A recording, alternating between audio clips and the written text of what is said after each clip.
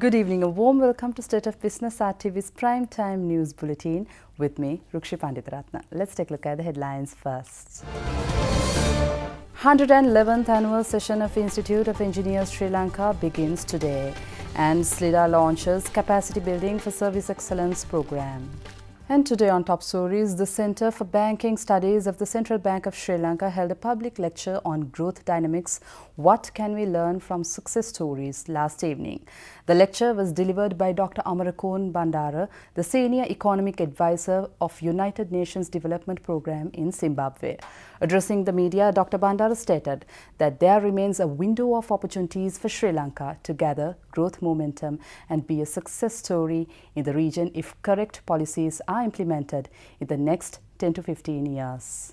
If you look at these comparative growth rates, you will see that Sri Lanka, the bottom line, has been growing slowly, not only slowly, but also the volatility of the growth is very high. And there has been throughout, up until, say, for example, 2000, a growth gap between Sri Lanka and other two countries of about 4 to 4.5%. Unfortunately, Sri Lanka's persistent economic woes do not indicate a certain promise of a catch-up, at least in the near future. Sri Lanka's interest rate policy had the dual objective of deficit financing through cheap credit from the domestic market and controlling inflation. So, the central bank's interest rate policy is not purely targeting controlling inflation. It had this dual objective. It could be because EPF is in the hands of central bank and we can easily manipulate, right? And at the same time, when you run budget deficits for a long period, you have that habit of using public finance, available resources at a low level. So unfortunately, Sri Lanka failed to use interest rate to achieve long-term development objectives, as did by both Singapore and Korea. The inauguration of the 111th Annual Session of the Institute of Engineers Sri Lanka was held in Colombo today. Minister Patali Champika Ranawaka was the chief guest at the event. Addressing the media during the event, Minister Ranawaka emphasized that cities should be transformed into digital platforms and human capital should be developed as a marketable product.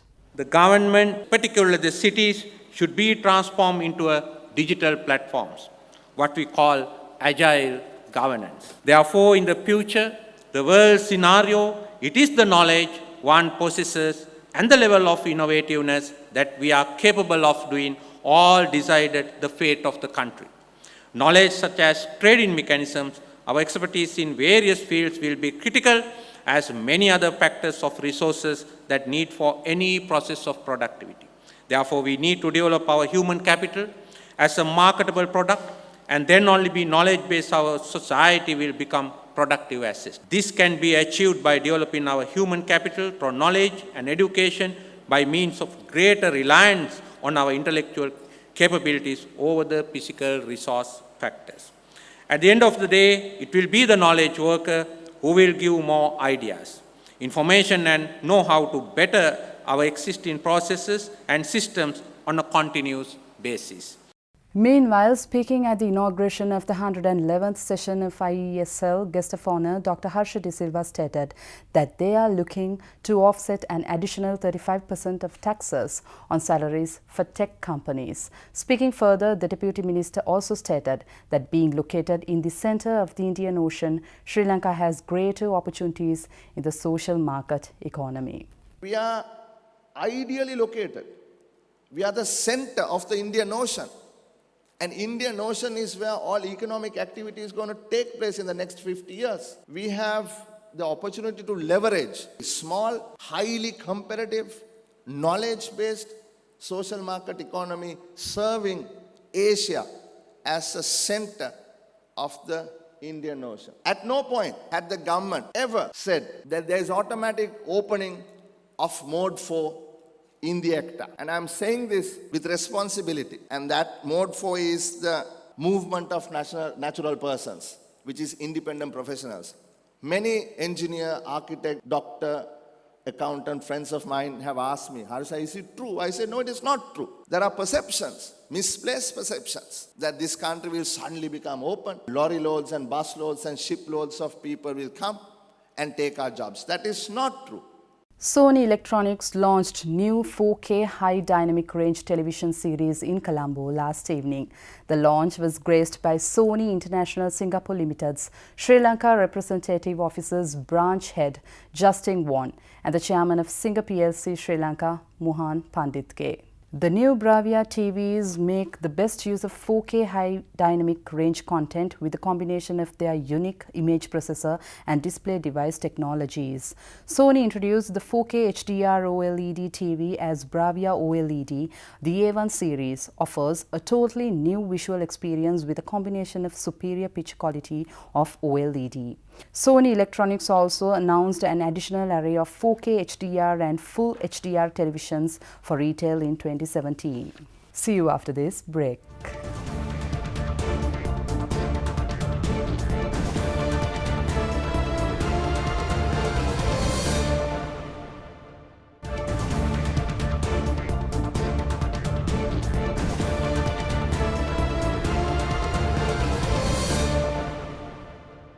Welcome back. The Capacity Building for Service Excellence program for the Sri Lankan public service sector was launched in Colombo today. The program was conducted by the Sri Lanka Institute of Development Services in collaboration with MESAC Foundation International and the Civil Service College, Singapore.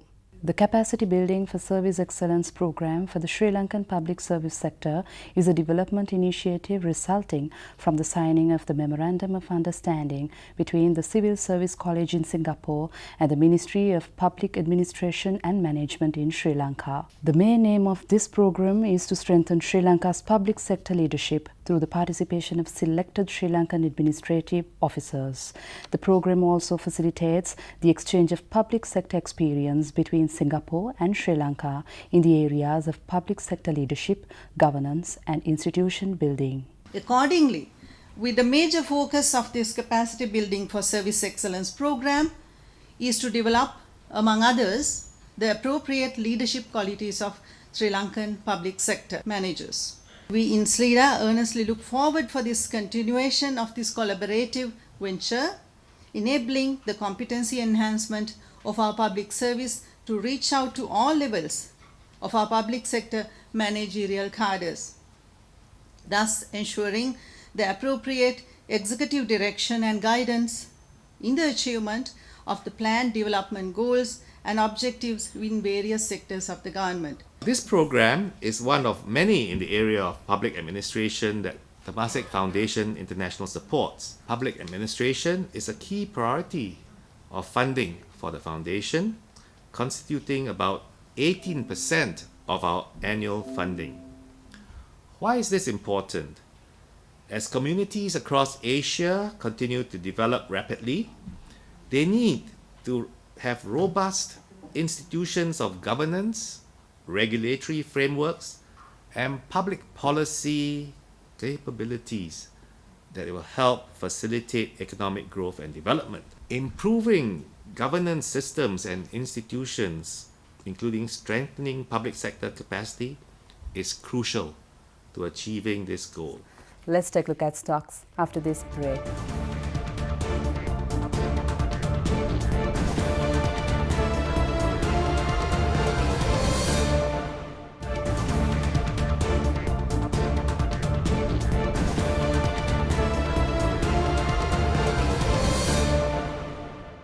Welcome back. Trading at Colombo Stock Exchange ended on a positive note today.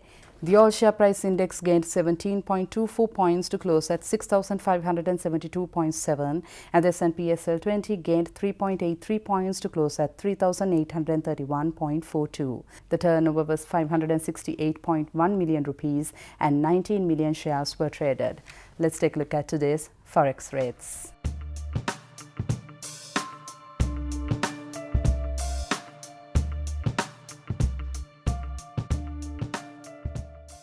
And now we have this week's Dealing Room update.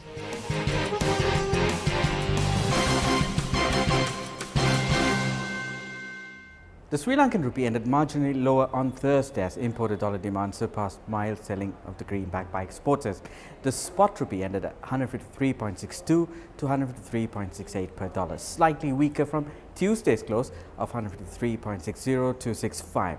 The markets were closed for Diwali, the Hindu religious festival of lights, on Wednesday. At this week's T-bill auction, all three maturities saw increases.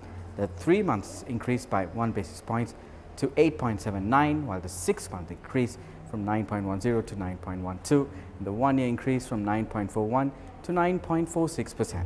The interbank overnight core money rate was at 8.10% to 8.15%, repo rates hovering around 7.70% to 7.80%.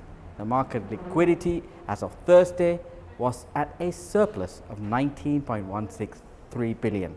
The local market was quite active on trading, with the liquid 9-year maturity on the 1st of August 2026 last trading at 10.20 to 10.25.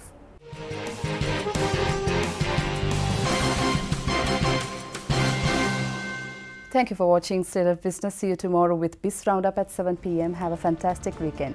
Take care. Good night.